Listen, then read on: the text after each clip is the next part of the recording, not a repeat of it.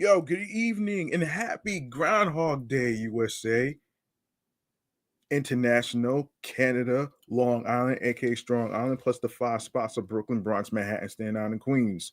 This is your man and homie, G Money Stacks, aka the Gregonator, your host with the most, misunderstood, lonely nomad, YouTuber, creator, unstoppable independent podcaster, Queens, New York native, who is also a New York Mets fan from the neck of the woods of Laurelton, Queens, New York. And yes, you're now rocking, tuning in, listening, streaming, and watching the 89th episode of the Sports Edition show, Excellent Fun Vibrant Talks podcast, live and direct from StreamYard and YouTube, the platform where we talk everything sports, especially baseball news, the off seasons, including the New York Mets, is what we're going to be covering on this platform right here. And if you are new to the YouTube channel space in sports and you missed on any episodes whatsoever, please feel free to also hit that subscribe button on the sports YouTube channel page. Leave a like and a comment. Tell me what you think about the sports topics and in this episode or any previous episodes that's been dropped. All right. Also, in case you didn't know, you can also follow Excellent Fun Vibrant Talks podcast on Blue Sky Social. All right. Um, I added the link in my Linktree link, so you can take a look at it. And if you don't have Blue Sky Social, you can download it onto your iPhones, Android phones, iPads, Android tablets. You can even download it onto your laptops, which includes Apple, Mac, and Dell laptops. So you can't miss it. All right. And and we got a we got a great show for you today. Starting with not one, but two breaking news stories. All right. I had to add this to this episode regarding David Stearns and his interview with CNBC, which is what we here in this segment right here. Quick side bleacher bar, man. Let's go. I hope y'all are having a nice weekend and all that great stuff right there. So,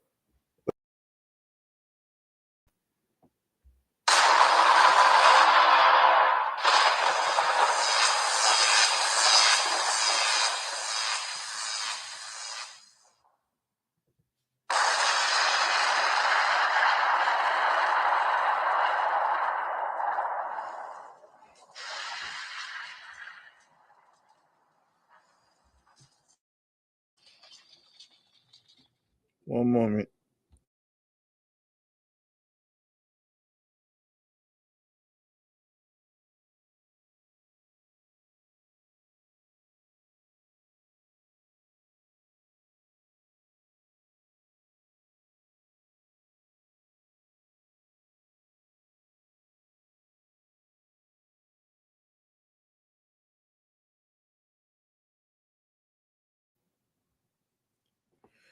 All right. All right, we got a little breaking news involving David Stearns and his interview. This is with so here we go.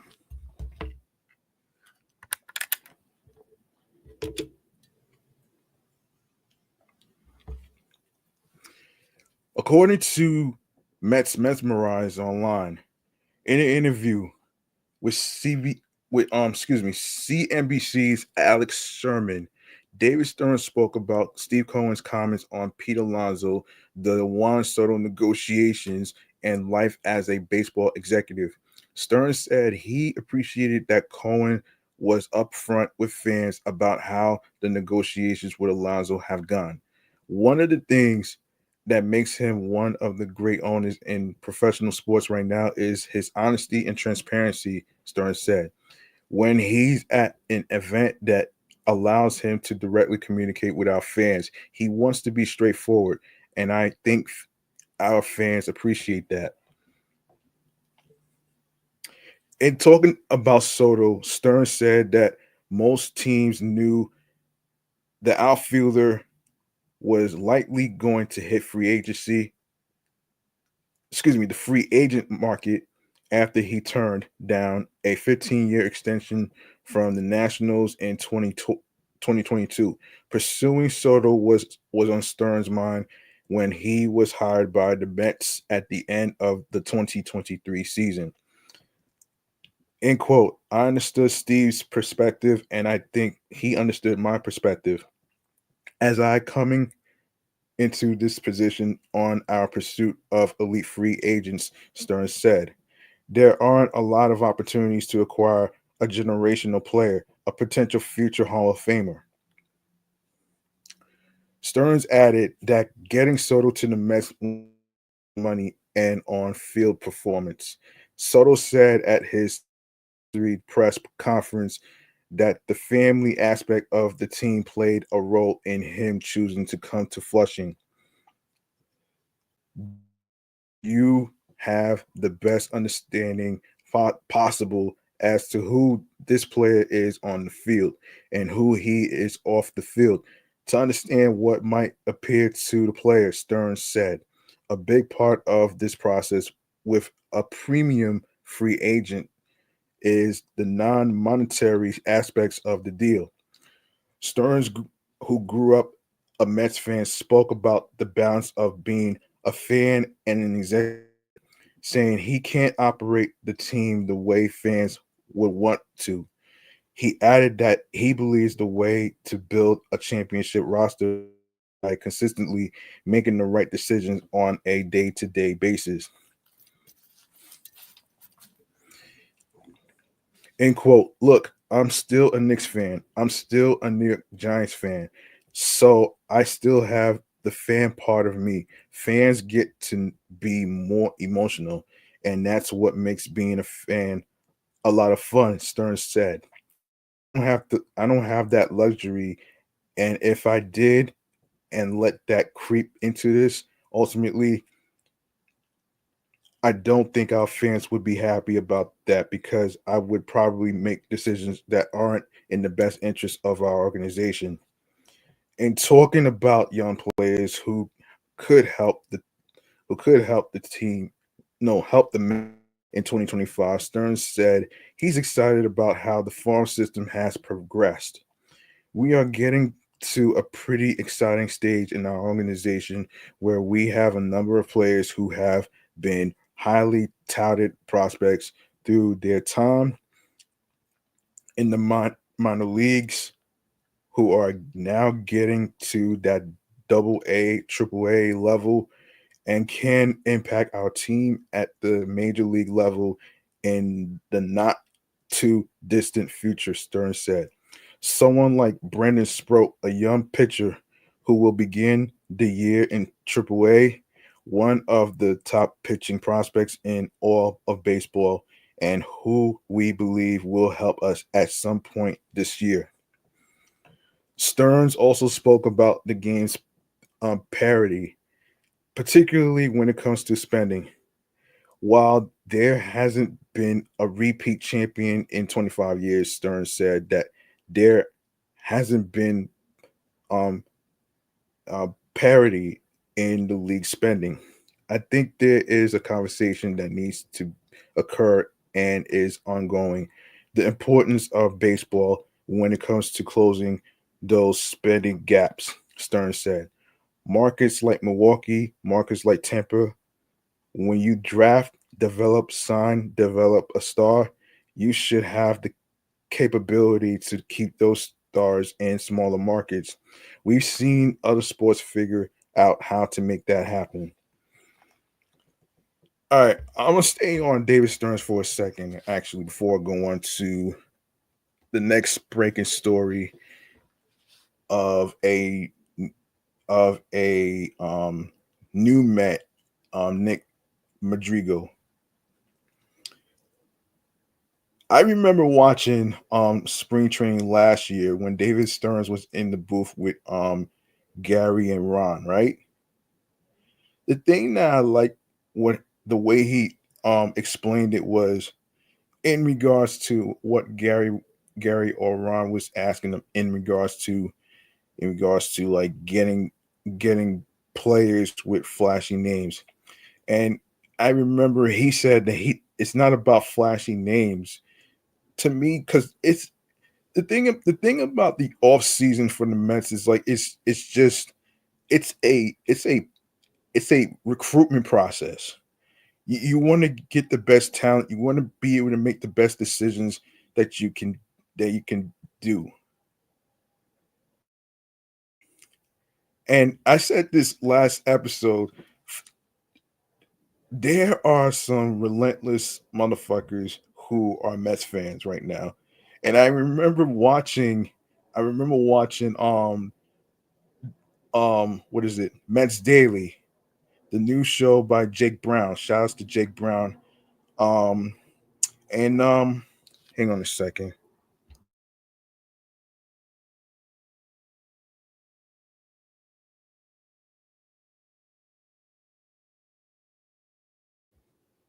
Yeah, shouts to Jake Brown from Mets Daily.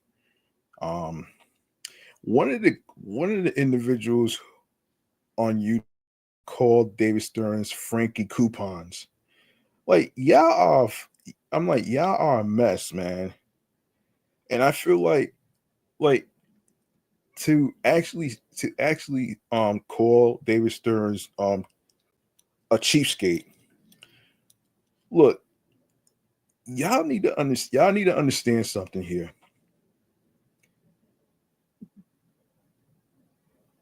You can't really throw money at a problem because when you think about this is basically about putting a band-aid over the problem, which is not going to work. And I feel like if anybody was in David Stern's situation when it comes to recruiting players with talent and stuff, it's not so much about the famous last names on the jerseys or anything like that. It's not about that. It's the energy. It's the energy. It's the vibes. How do you interact with people and all that other stuff, communication wise, as a team. You know what I'm saying? And and I have to say, man, I'm not shocked by the crazy things that people say about David Stearns being about having the rich owner in the whole world. Okay. And and I want to point out something actually. I want to point out something actually that somebody was asking me actually in regards to I want to set the record straight on something in regards to um so this person on YouTube from CP's True Men's Talk podcast asked me asked me about prospect hunting or whatever. No, motherfucker, it's not about it's not about hugging the prospects, okay? It's not about that. Hang on one second.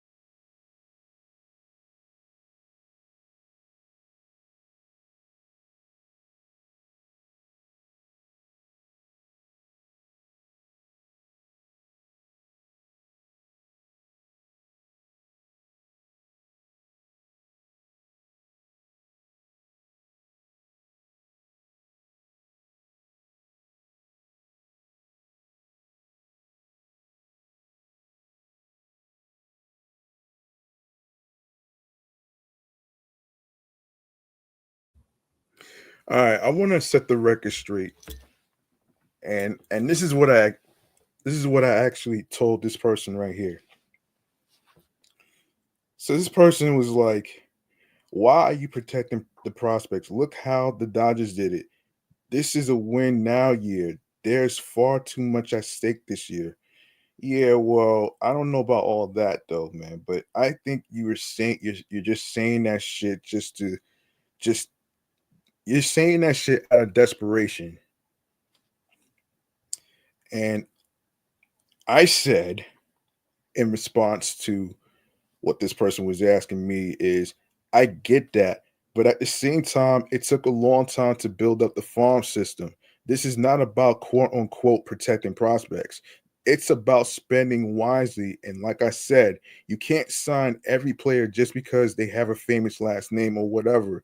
It's not worth just spending an overload of money on one player. Plus, Luis Castillo is in his 30s. I would say the same thing with the whole Garrett Crochet situation. And I may have previously talked about this, why it is not worth um wasting an overload of prospects on one player. It was not worth it. You know what I'm saying? Could if you go after one player and the other organization of the team is asking for multiple prospects and stuff, and you you clean up the farm, you're in trouble. You know what I'm saying? And that's why I named this episode Don't Chase Assets You've Don't Chase Assets You Value, and You Save Assets. Because it's very important. It's very important, man, to actually set the record straight. And it's very important because it's just you have to learn how the off season works. You have to realize that you're not gonna sign every player. It's not the end of the fucking world if you don't get a Tanner Scott. It's not the end of the world if you don't get a fucking Garrett Crochet. It's not the end of the world um if you don't get Luis Castillo. Like, come on, man. Like I said before, man, you cannot sign every player. And that's exactly what David Stearns was talking about last spring training game when he was talking with Ron and Gary in the booth.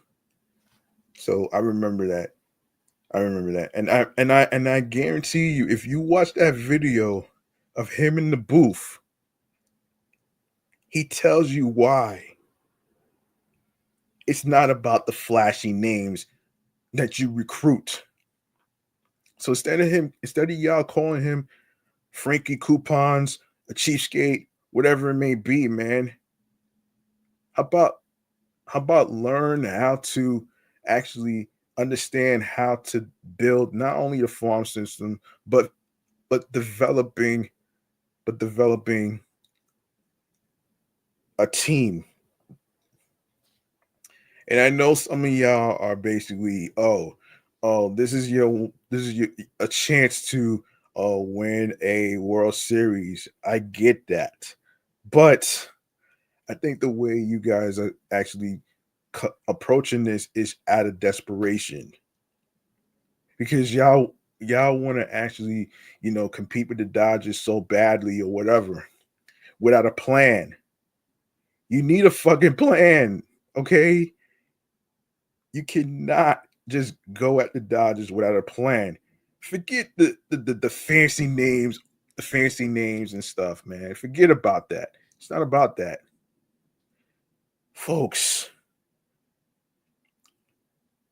This is about this is about having an identity, an identity to who the Mets are, who they truly are. You know what I'm saying? And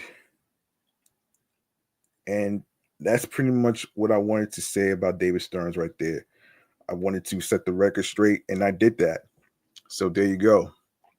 So yeah, You don't chase assets you value. You save your assets. You feel me? That's exactly what I just wanted to say right here, man. Just to set the record straight. And I'm not fucking stupid, man. Especially with y'all idiots in the fucking comments. All right? Y'all ridiculous, man, for real.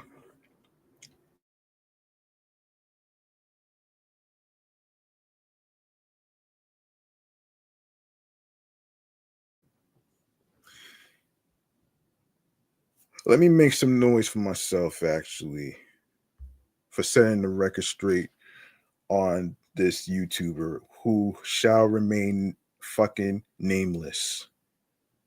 All right. Okay.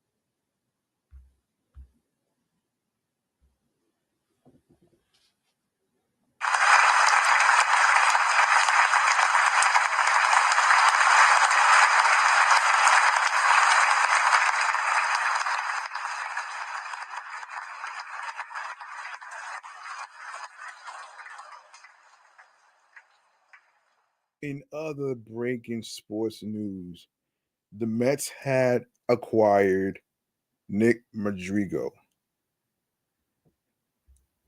Who is he, you ask? We would we would go over his story right here. Now, Wardy did talk about it on his platform about Nick Madrigal. Now I'm gonna go over who he is and how he got to the Mets that we're about to get to. Um okay. All right, so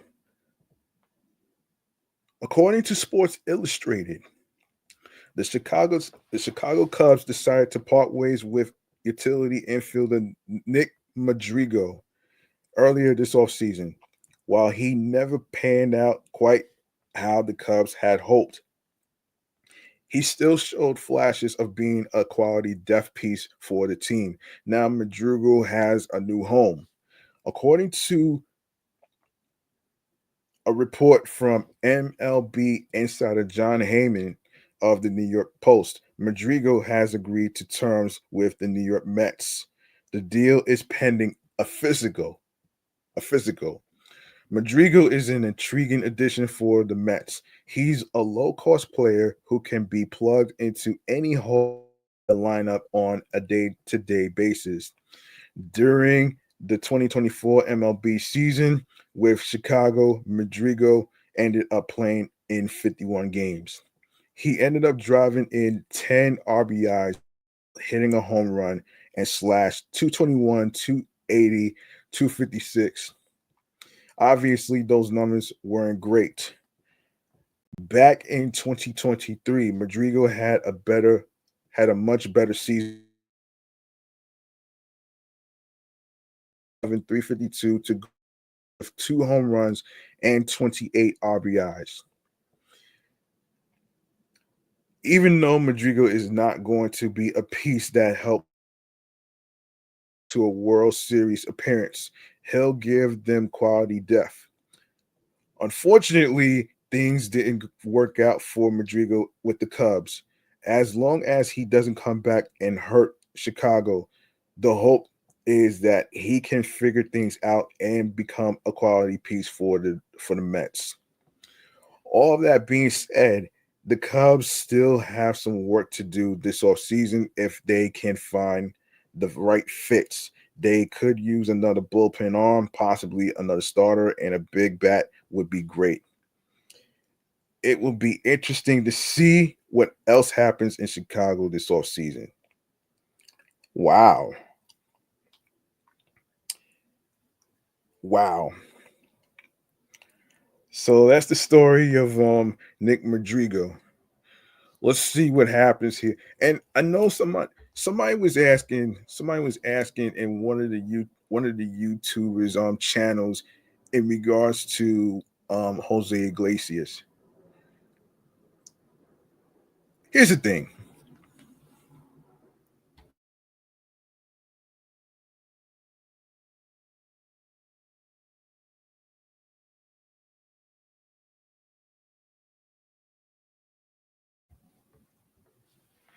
We don't know what's going to happen to Jose Iglesias.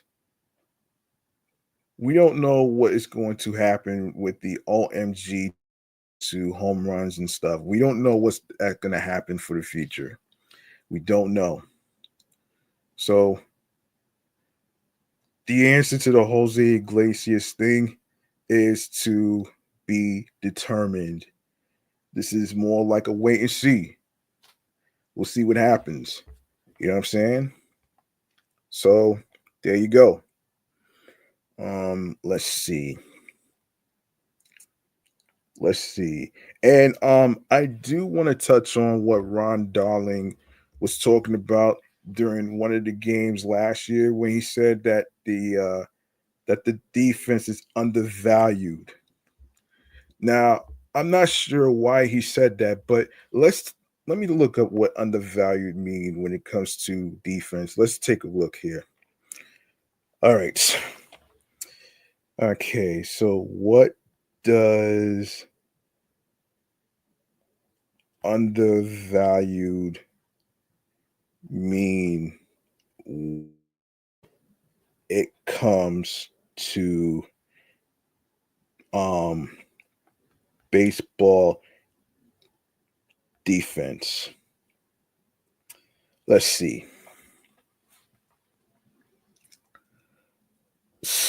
Okay, so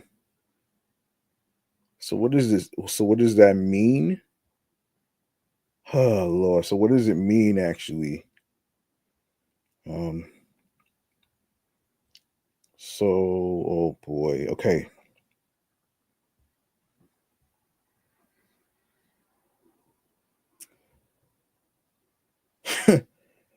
Oh man.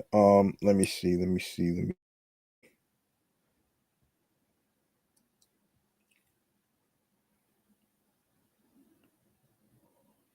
so the concept of undervalued comes from undervaluing. So this is crazy actually. So what does this mean? So what does it mean to be undervalued? Um let's see. All right, so let me see.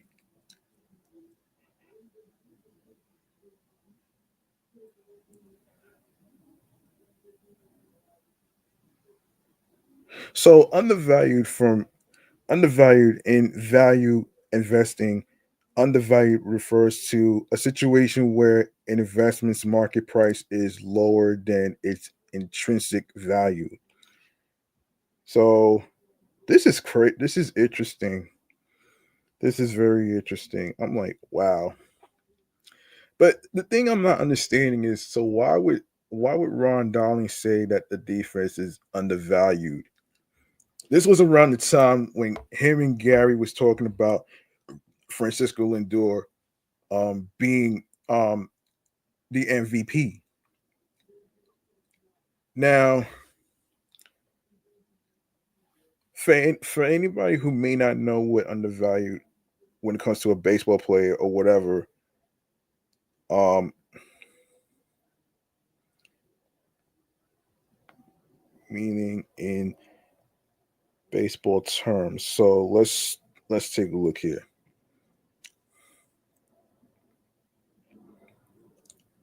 So let me see. What does it mean? Undervalued.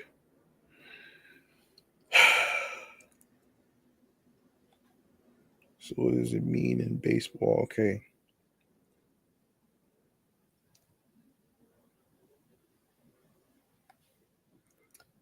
Oh, wait. Undervalued. Okay. Um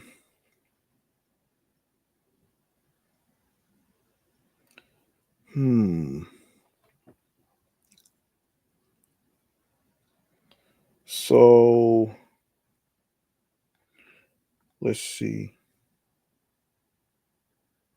So from my understanding, undervalued probably means um underappreciated, which is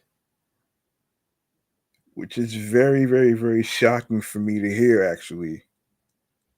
And that so that's kind of like um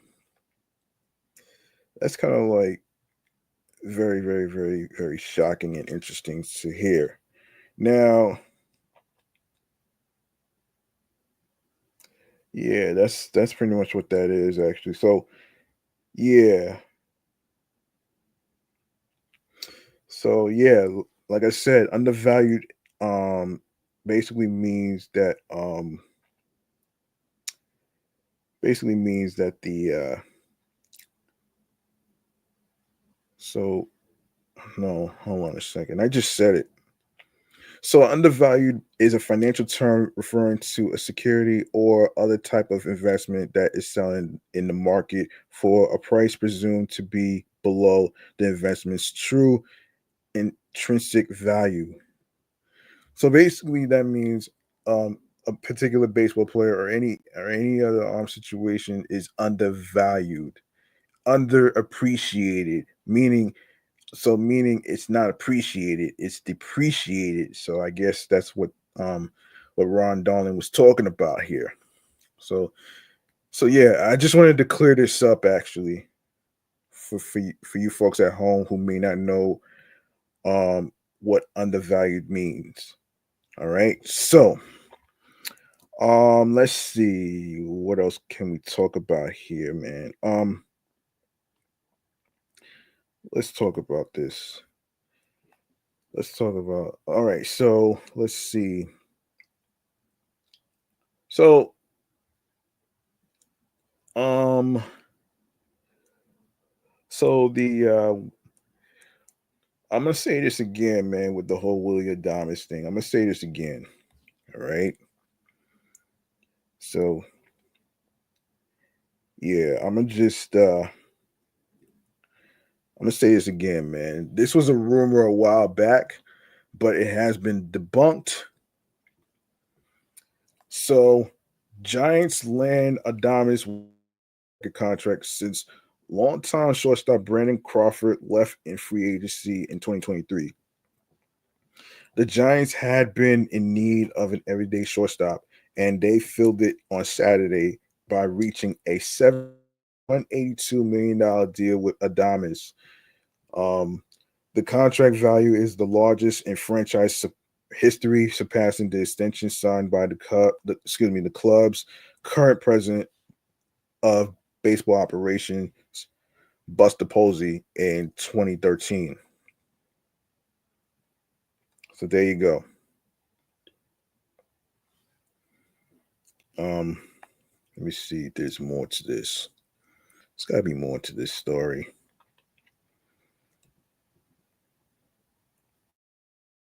All right, so yeah. So shortstop Willie Adames and the Giants have agreed to a 7-year, $182 million contract. The team announced on Tuesday, which was yeah. So that was in December. All right. It's the largest contract in Giants history, surpassing the $167 million deal in 2013 for Buster Posey, who was recently named the team's president of baseball operations. With Adames in the fold, the Giants will now boost one of the best left sides of the infield in the majors as they also lock up star third baseman Matt Chapman to a 6-year, $151 million extension in September. The deal includes a signing bonus of about $22 million, a source told MLB.com's Mark Feinsand, and Adames will make a yearly contribution to the Giants Community Fund. The team will introduce Adames at a press conference at Oracle Park, which already happened already. Um, Adames will give the Giants a potent middle of the order bat, stability at shortstop, where the club struggled to find an internal successor to franchise icon Brandon Crawford in 2024. Adames' arrival should allow the Giants to shift Tyler Fitzgerald to second base, helping to upgrade their infield defense as a whole.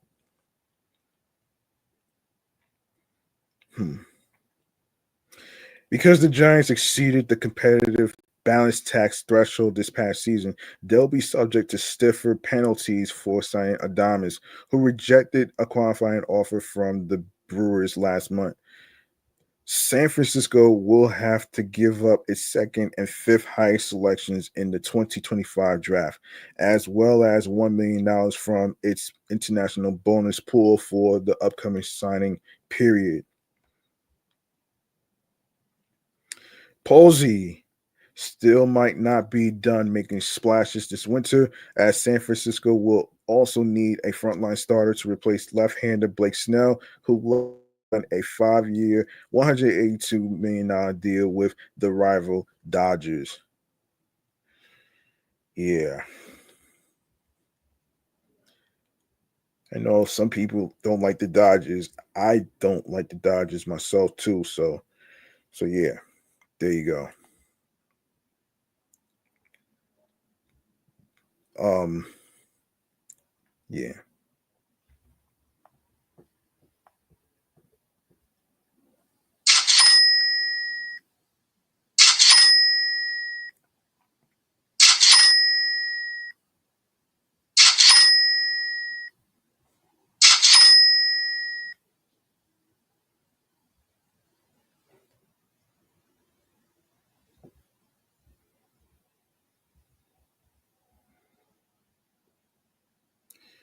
Yeah, let me see. Um, let me see. So the Giants reportedly have interest in the Diamonds' former Brewers teammate Corbin Burns, whose market could begin to heat up at the winter meetings in Dallas, which already happened. If they sign another um, QO, which is qualifying offer, they'll have to sacrifice their third and sixth highest 2025 draft picks as well. Adames, who turned 29 on September 2nd, entered free agency on the heels of perhaps his finest season. His 4.7 wins above replacement per Fangraphs was a career high, ranking him among the top 20 positions in the majors and fifth among shortstops behind only Bobby Witt Jr., Gunnar Henderson, Francisco Lindor, and Ellie De La Cruz.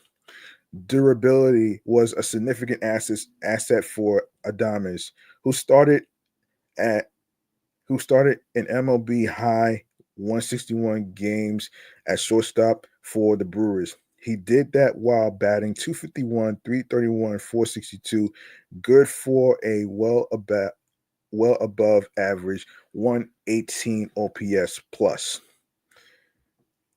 Adames 32 homers and 112 RBIs were career highs, with the latter number tying him for fourth in the majors. He also stole a career in the previous 4 seasons combined 84% success rate. While while that part of Adames' game was in 2024, the above average bat was not. He did bounce back, however. No, he did bounce back from a subpar 2023 campaign, 94 OPS. But since arriving in the majors with the Rays in 2018. He owns a 248, 322, 444 slash line, 109 OPS plus. Never one to hit for high averages. Adames made has made up for that by popping 20 plus home runs in each of his 5 full MLB seasons. Going back to 2019, his 140 big flies hit as a shortstop put him behind only Lindor's 145.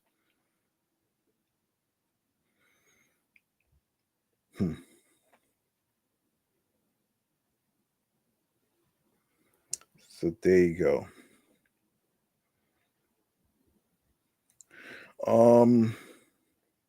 So there you go right there. So that rumor has been debunked. All right. He's on the Giants now. So, you know, so that's out the water right now. All right. What do you say we go on to the next topic right here in this sports agenda right here? Let's see.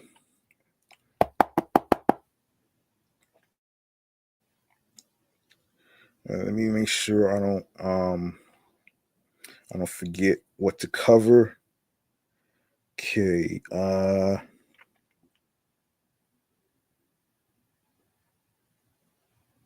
Yes. Um yes, I am going to actually talk about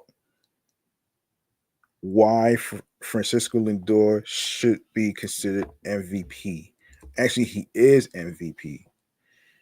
And the reason there's many reasons why he is considered MVP. First reason is because he carried the team on his back before. This was way before he got. This is way before he.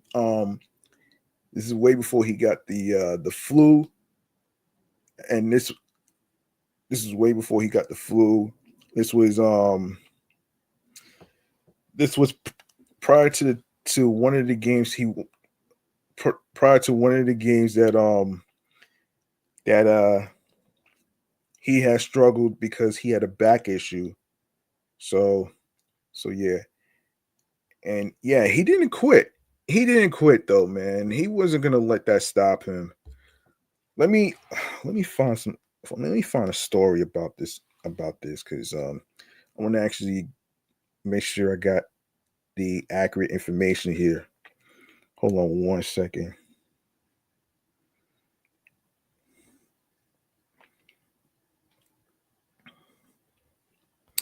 Yes, this is one of the stories that I was gonna get into right here. Hang on one second.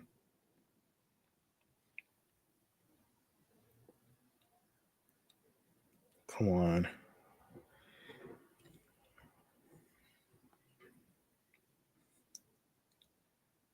Yeah,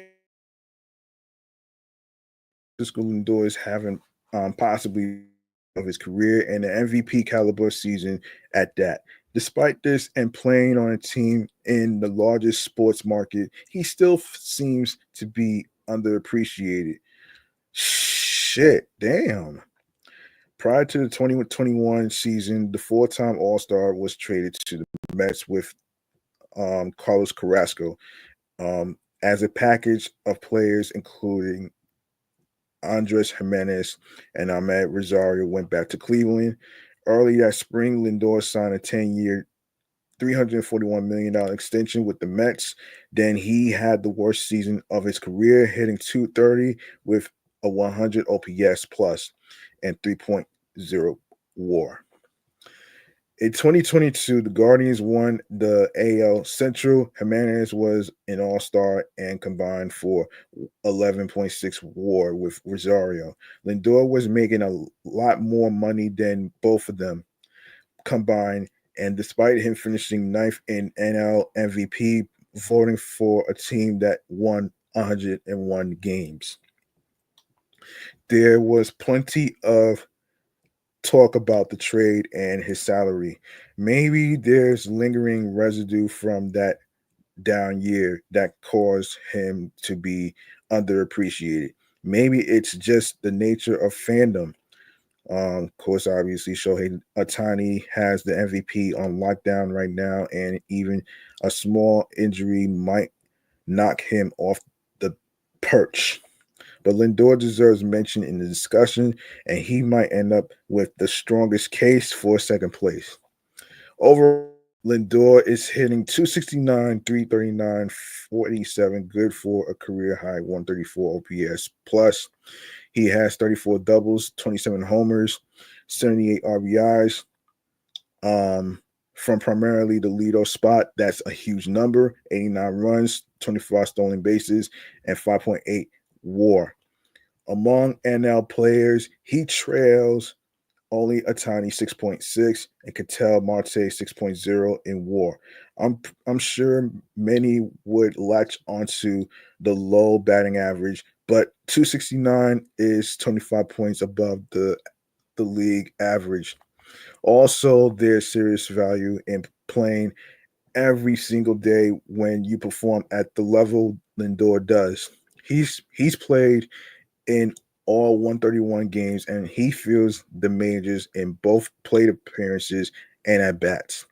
All over the NL leaderboard, Lindor also ranks in the top 10 in runs, third, hits fifth, total bases, third, doubles, third, home runs, fifth, steals, seventh, OPS plus, eighth, extra base hits, second, times on base, fifth, and win probability added eighth. We shouldn't lean on we shouldn't only we shouldn't lean only on war.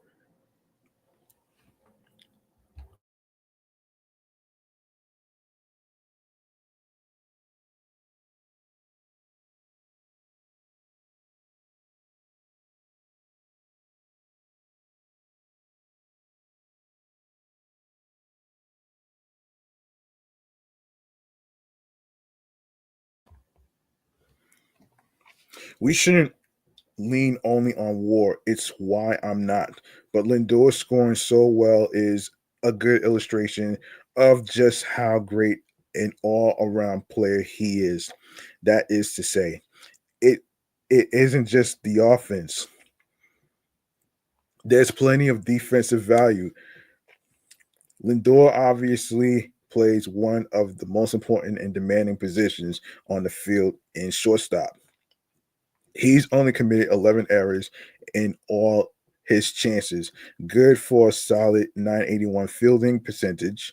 The stat alone doesn't cover everything because there's no range component. Outs above average does factor in range, and Lindor ranks as the eighth best defender in all of baseball there. That's on Baseball Savant, as is fielding run value, where Lindor rates out as the ninth defender in baseball. Base running too is a plus for Lindor. We can see the stolen bases where he's headed for 30 plus steals and possibly a career high. 31 is his career high, which was set last season. He's only been caught stealing four times for an 86% success rate versus a league average of 78%. Also, extra bases taken can be a good measure of value on the bases. That is getting to third from first on a single, scoring from second on a single, and scoring from first on a double. Lindor sits at 52% there against a league average of 43%.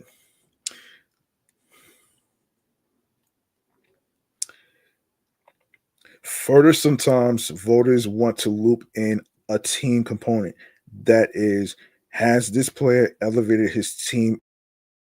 Lindor surge his season has coincided with the rise of his team as a contender. The Mets were 11 games under 500 as as late as June 2nd, sitting 24 to 35. Since then, they've gone 44 to 28, second in the NL to only the Diamondbacks.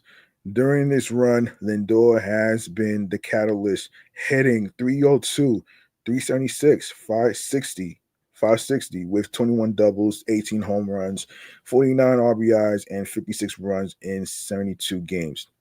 The complete picture shows a superstar who is doing everything well and some of the things at an elite level. His team is in contention. He plays every single day and is posting a career year.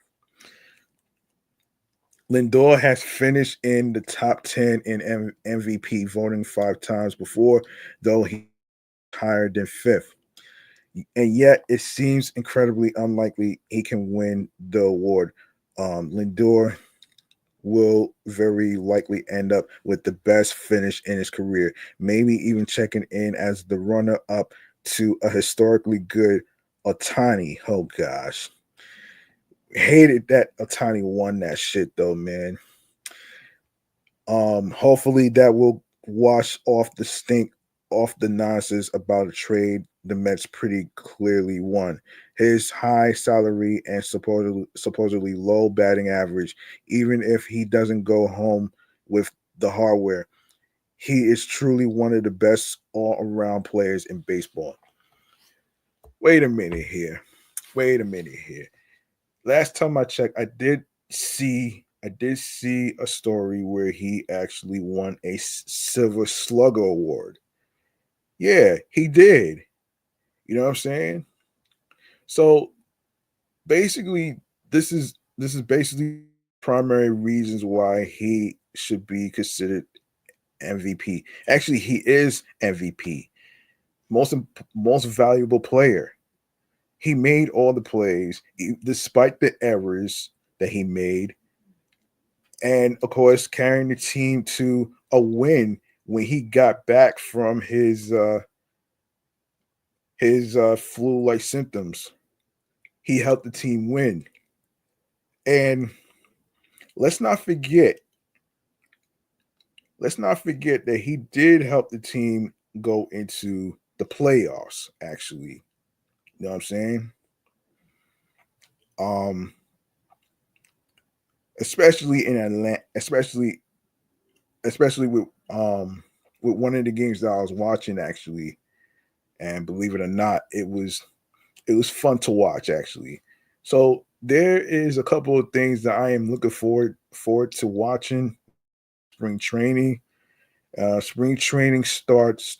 Spring training game starts on February the 22nd, and I believe the uh, the pitchers and catchers have to go to spring training as well. So we're days away from the spring training games, especially in Port St Lucie, Florida. So stay tuned, mark your calendars for February 22nd.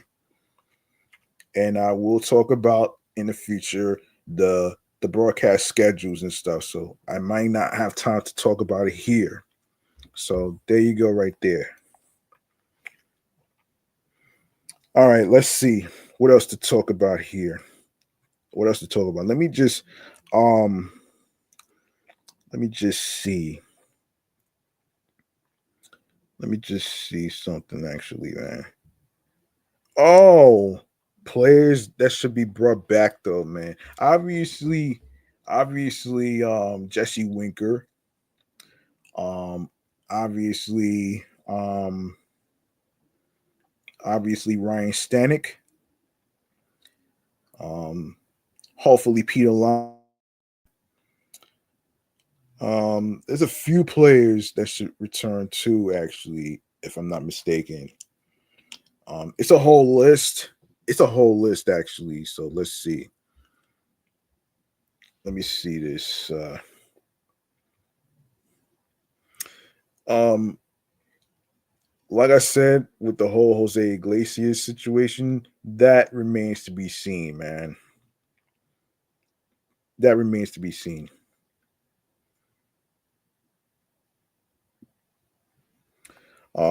Let's see. List of Mets players that should return in 2025. Okay. Okay.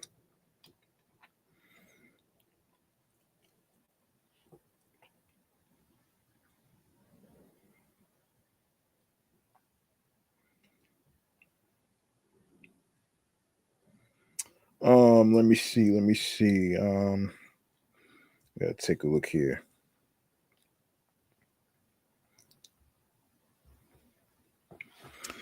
All right.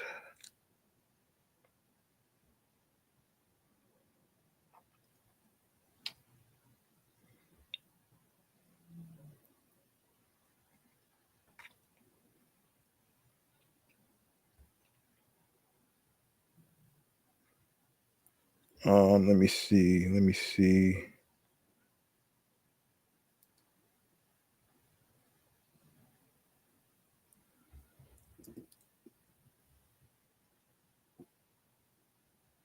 Yeah, Ryan Stanek. Let me see who else is returning. Is returning. Let me see. Pete Alonso, I said that. Jesse Winker, I mentioned that. Let's see.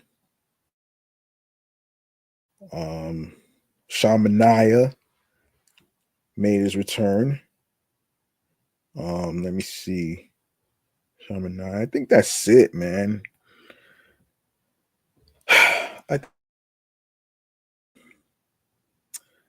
All right, so let's see what else we can talk about here.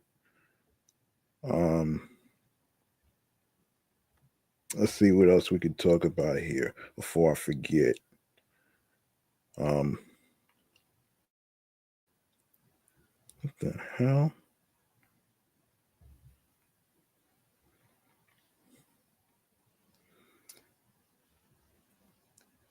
All right, let's see.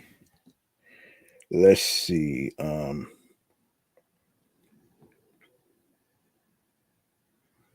me see. Yeah, also I forgot to touch on what Ron Darling was talking about as far as Juan Soto after they got him actually. So let me see.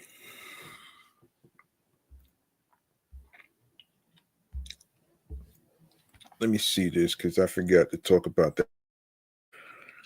Let's see.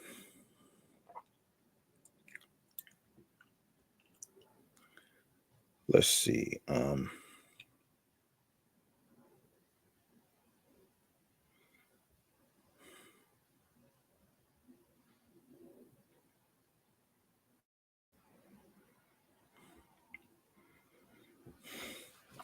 Let's see. Ron Darling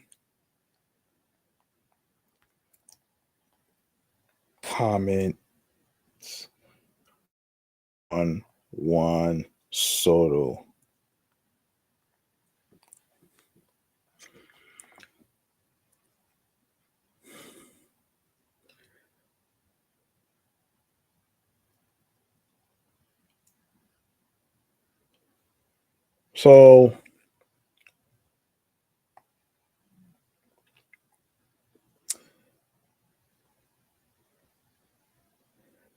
So here's what's happened. Here what happened.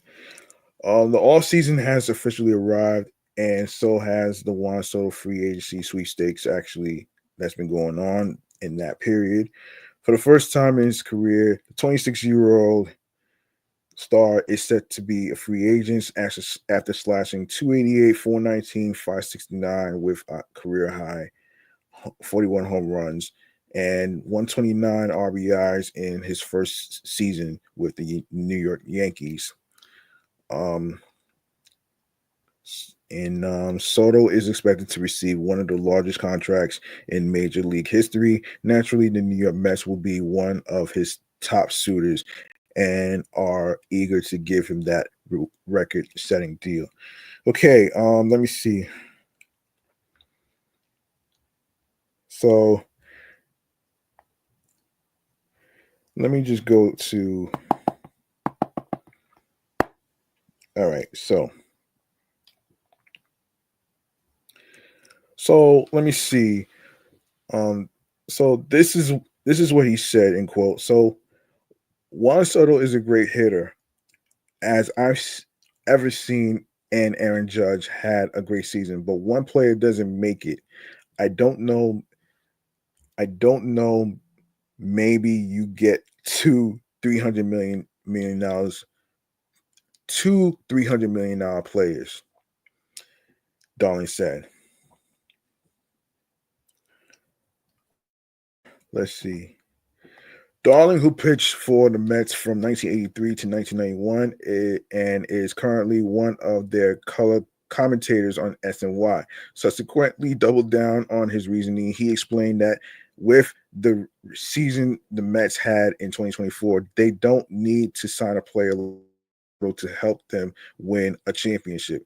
The Mets proved this season that they have a lot there, and adding to that nice mix is going to be fun. I wouldn't judge it by if you don't get Soto, then you have no chance to win, Darling said. The Mets shocked the baseball world this past season after heading into 2024 with very few expectations. After starting the season 0-5 and being 11 games under 500 at the end of May, they went on to have one of the league's best records down the stretch and finished the regular season with 89 wins. New York made the postseason as a wild card team and went all the way to the NLCS before ultimately falling into 6 games to the aforementioned Dodgers.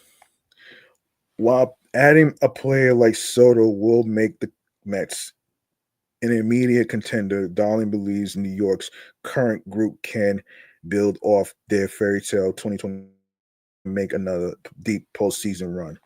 Yeah, so um so basically he's saying one player um you can't rely on one player to actually help you win. It has to be a group of players to actually contribute contribute to the games. You know what I mean? I think it has to do with sometimes, a lot of times when teams lose, a lot of times, it could be exhaustion. It could be not enough sleep, kind of like what Luis Severino did last year. And a lot of times, look, you're not going to win every fucking game. You're not going to win every fucking game, man. It's like I heard somebody say, "How do you expect to be successful if you don't fail?" I mean, that was like that was like one of the it was like one of the weirdest questions ever. It was like one of the weirdest questions ever. And I think what you have to take in consideration is that yes, it's a lot of pressure to actually be a people pleaser to every single person. But you also have to understand that these New York Mets players, they're human beings. They're not robots. And Brandon Nimmo basically said it a couple of times during the interview after the games. So, you know what I'm saying? Like it doesn't matter. It doesn't really matter what any Mets fan thinks. All right. You're gonna have one bad apple, and the rest are going to be sweet. So that's pretty much what I wanted to actually paraphrase right there for you folks out there. that's listening. So there you go, right there, with the Ron Darling comment and all the other stuff. And he was surprised. He was surprised the Mets got Juan Soto too. As a matter of fact, though, man, not just him, but a lot of people, including myself, actually. So, let's see what else can we talk about here. Actually, oh boy, yes, Luis de Los Santos, another signing that we got to talk about here. Um, let's see. Let's see. Here we go.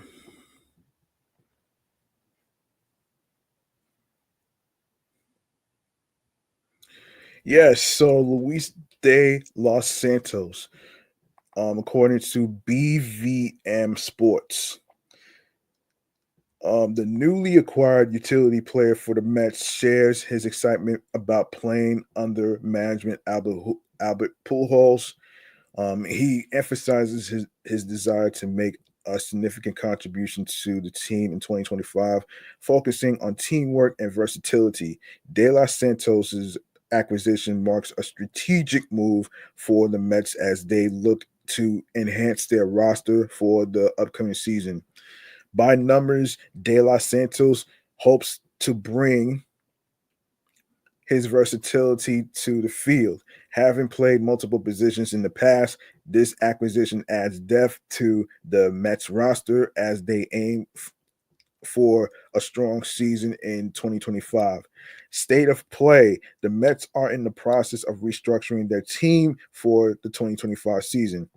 De Los Santos De Los Santos's addition aligns with the Mets' strategy of strengthening their bench options. What's next as 2025 approaches? De Los Santos will likely focus on training and building chemistry with his new teammates to ensure a seamless integration into the Mets lineup. Bottom line, De Los Santos's excitement and commitment to the Mets signify a promising addition to the team, which seeks to bolster its performance in the upcoming season. So yes, there you go. There you go. I'm going to actually say the Pete Alonso thing for another time. Yes, I'm going to save that for another time. So congratulations to Luis de los Santos. All right. Let's see. Let's see.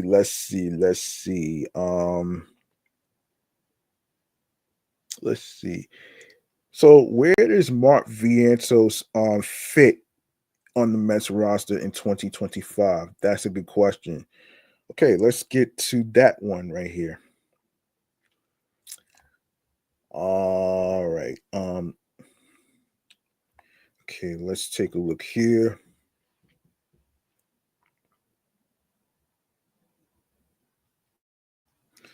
Hold on, come on.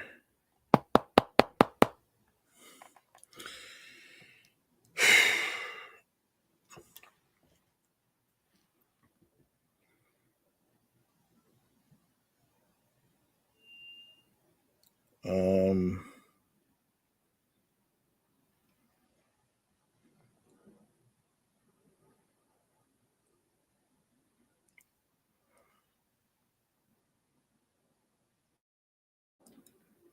all right.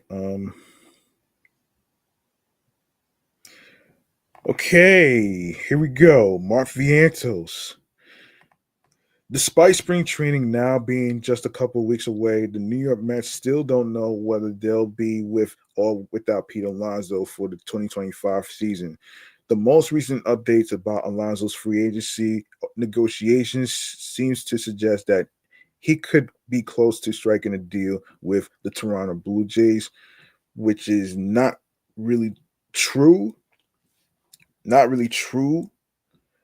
Um, I'm not gonna really believe that shit because it's not really official. So until it's official, until he signs on a dot on another team or whatever, then it's just a damn rumor. Okay? Like you know what I'm saying? So I'm just going to I'm just going to pretend it like it's a rumor. So it's not really true per se. So all right, so let's yeah. So if the polar bear does sign elsewhere, indications are the New York the, are that New York will move third baseman Mark Vientos over to first and perhaps pursue a third baseman in free agency. See, if you try to move Mark Vientos from third to first base, listen, learning a new position at first base is not as easy as it seems as to hit the base. You know what I mean? You may say that he doesn't have the range or whatever, but look at the spectacular plays that he did in 2024. You know, you can't blame the guy, man. Look, he even worked out with Francisco Lindor to work on to get some help to work on his mechanics at third base so he could be the best third baseman that he could be. Like he is one of those guys that changes the narrative on expectations, and he's not going to let that get him down. And that's the thing. The thing that I like about Mark Vientos is that he has the confidence, man, the confidence to actually, you know, shut the fucking haters up. You know what I'm saying? So to actually assume that he's not a good third baseman, unlike your Andy Martinos and all these other motherfuckers who probably don't understand what it's like to play third base. You know what I'm saying? So, because they haven't been on the field. You know what I'm saying? Well, yeah. So there you go. All right. So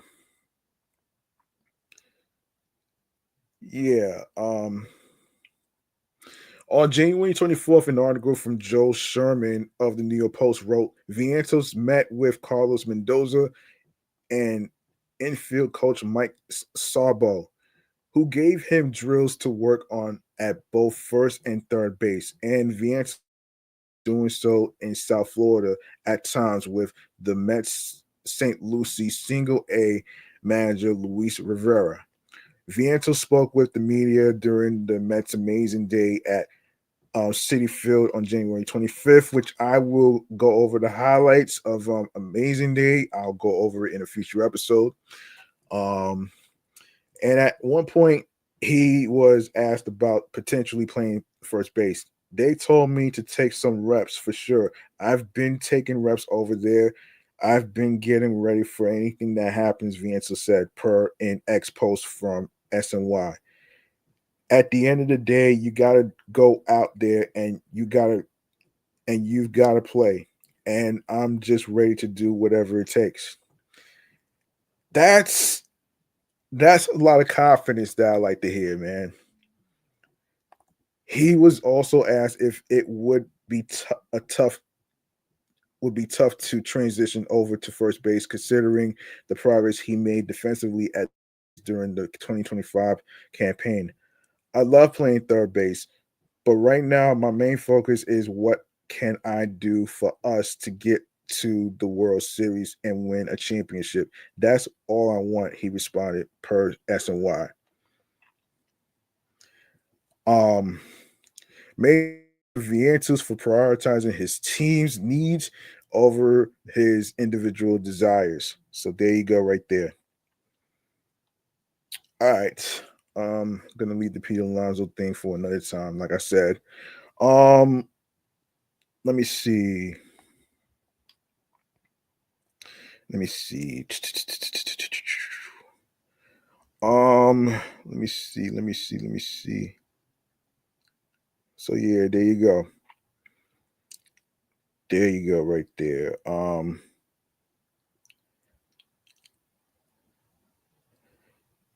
Let me see. Wait a second. Let me see if I covered the bases before I get into anything else.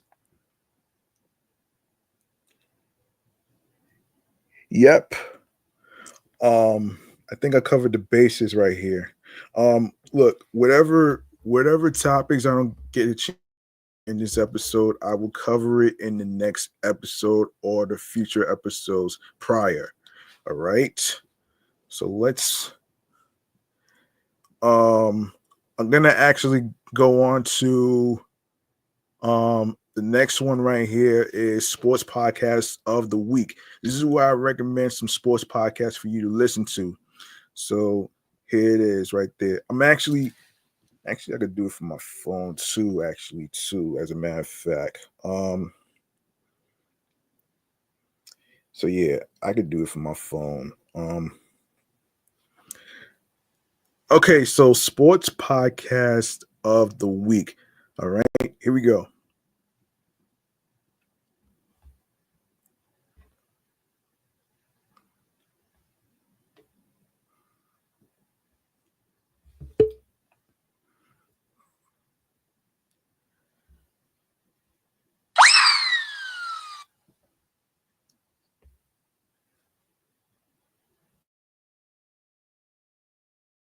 All right, so I want to go over some sports podcasts that you can actually check out, so you can actually subscribe. Let's see. So starting with Locked On Nets, based on the Brooklyn Nets. I was just listening to it a little bit earlier, and yeah, you can subscribe and actually talk about actually actually they talk about the Brooklyn Nets and their offense, the defense, and the players and stuff. And also you can also subscribe to Nets Fans You Know. And you can also subscribe to Locked On NBA. You can subscribe to Locked On. Let me see. Yeah, Locked On MLB. Um, you have let me see. Let me just make sure and double check if I left anything out here. All right, so let me just get into it right here. So, all right, so Shays and Sons podcast, Till Mets Do His Part podcast, Subway the Shay podcast. Even though Anthony Rivera wasn't recording today, I decided to record today to mention the Nick Madrigal signing, and so I did that. And you can also subscribe to the Empire State of Baseball podcast, Shea Station, Locked On Mets podcast with Ryan Finkelstein, Messed Up podcast. You can also subscribe to Believe in Mets podcast with Chris Schubert and let me not forget this guy's name, Jack McKessie. All right. You can also check out CP's True Mets Talk podcast, Meet at the Apple, New York Mets podcast, Future of Flushing. You can also check out Mets Weekly, the Mets Pod, Mets podcast. We got a call up, an MLB Prospect podcast, Top Bunk Sports, Cup of Mets, Subway Sports Talk podcast. You can also subscribe to Wardy NYM, a show about the New York Mets. You can also listen on streaming platforms as I go over the YouTube channels. Mostly Mets. Mets Fix. Don't forget to check out Jake Brown's Mets Daily. Mets Central podcast. Be sure to check that out as well. Let's see. First time caller, long time listener. He Did This to Me podcast, Filthy Sports by John Campia, Locked Up Sports, New York Sports Talk.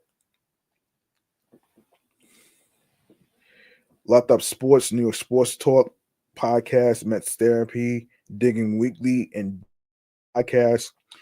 And also, you can also check out Empire State Sports Report podcast by Adriana. Let's see. You can also check out let me see if I didn't forget anything. Yes, Foul Territory. Foul Territory. Yeah, Mets Fix 3 inning fan podcast with Kelly Franco. Mostly Mets. I just mentioned that. The Rico Bronya podcast with Evan Roberts from WFAN. You can also check out you can also subscribe to the Locked On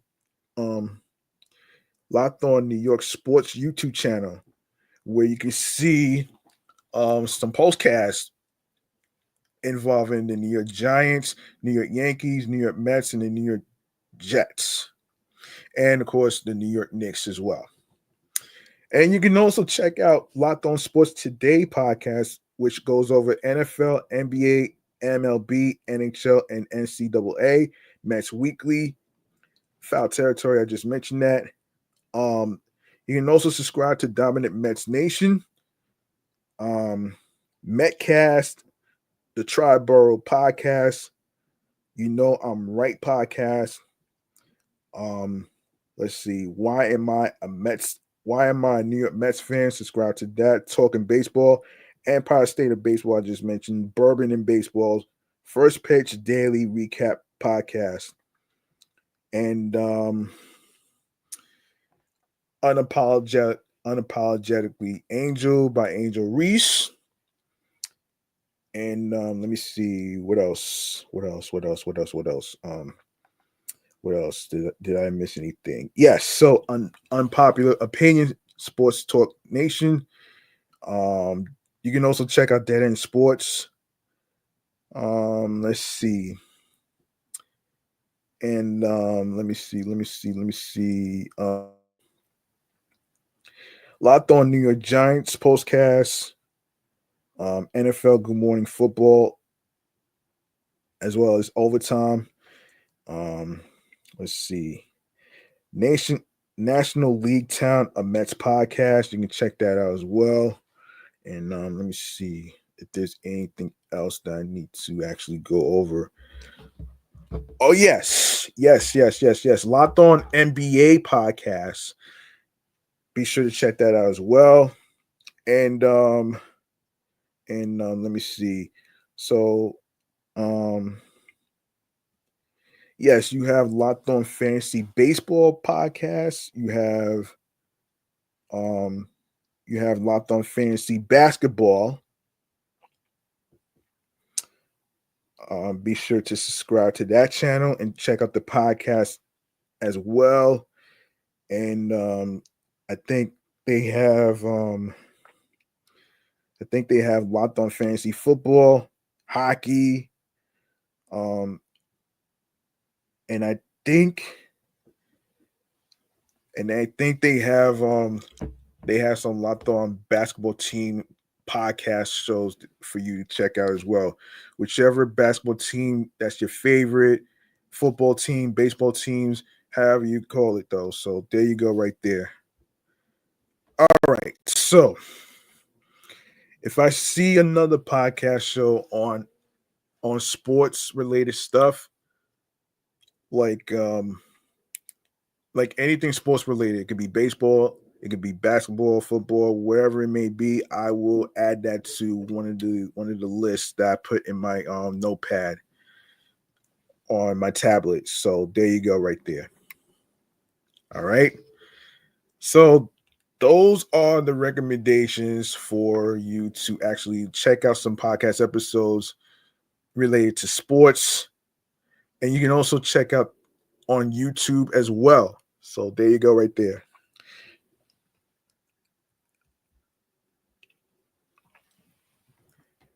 All right.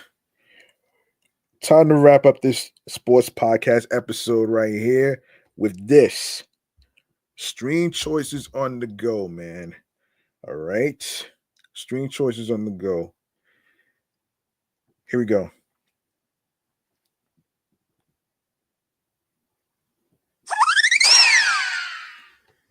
All right. Like I said before in the beginning, make sure you follow the Fun Vibrant Talks podcast, the Sports Edition show on Blue Sky, Facebook, Threads, and Instagram, alongside with Meticulous Vaju's podcast, the entertainment review show. Be sure to also follow my comedy Off the Meat Rack Change New York Avenue podcast. That's also on Facebook, Threads, and Instagram, and alongside with Blue Sky Social with the other two podcast shows. So make sure y'all follow that. If y'all don't have Blue Sky Social, y'all can download it onto your iPhones, Android tablets, Android phones, iPads, Android tablets. You can also download it onto your laptops, including Apple Mac and Dell laptops, any model. All right, any model it is, and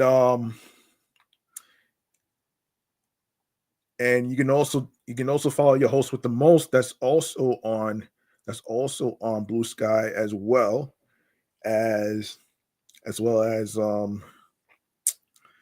Threads and Instagram.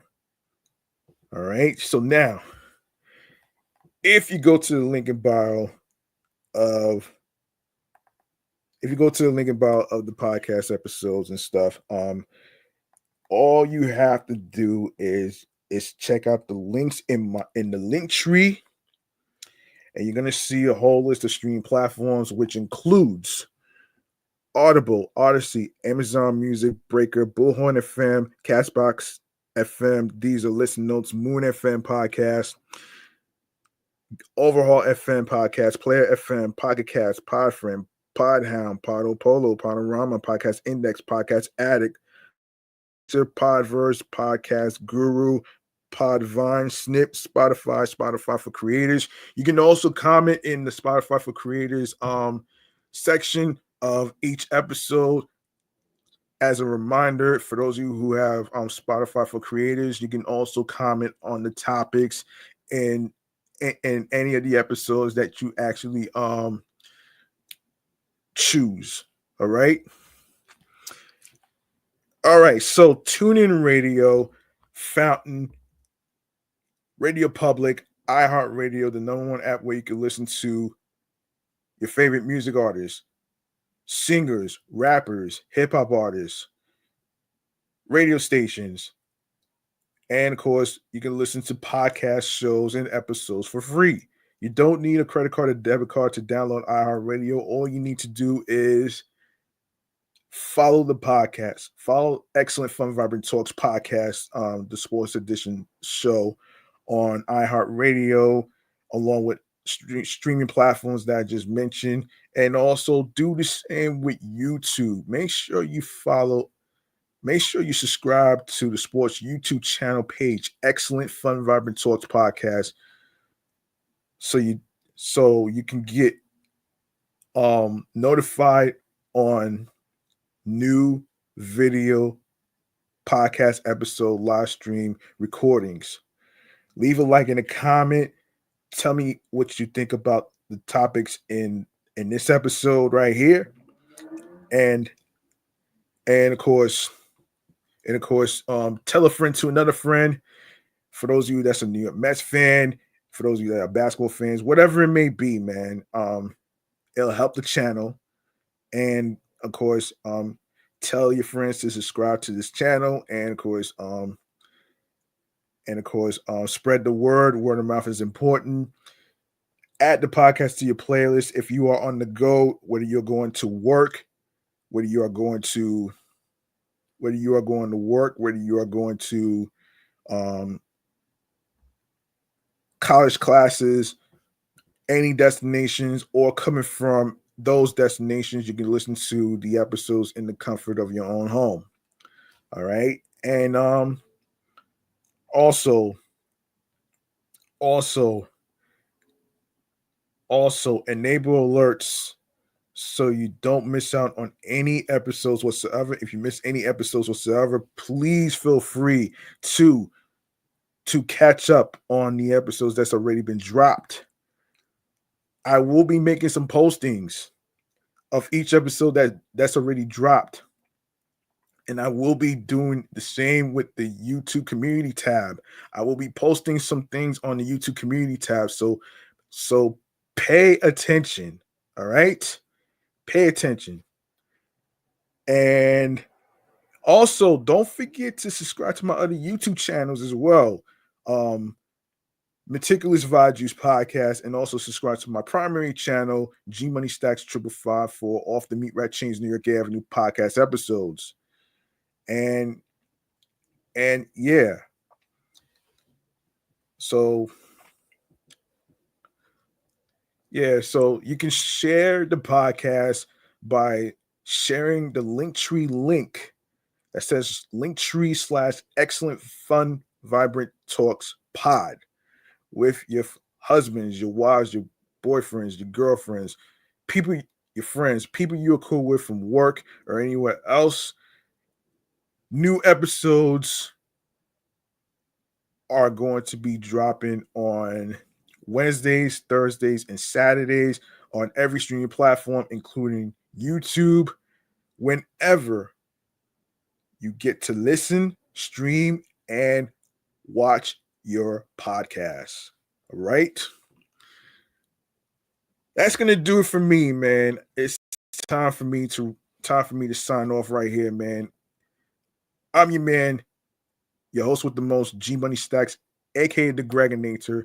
I'd like to say thank you for taking the time to listen to this sports podcast platform right here, where I cover the New York Mets and other sports and stuff. Even though there were a few stories in Mets land that I had to cover and stuff. So yeah. So yeah, there you go, man.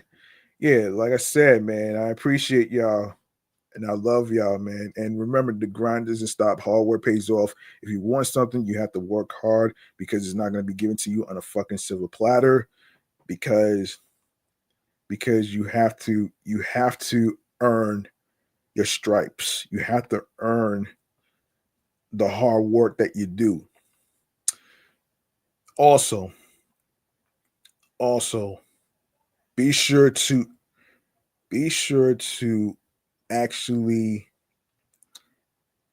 find your niche, your talent, your skills, whatever you have that you want to do that makes you happy creatively, mentally, emotionally, physically, and spiritually, that gets you into your zone alongside with tunnel vision.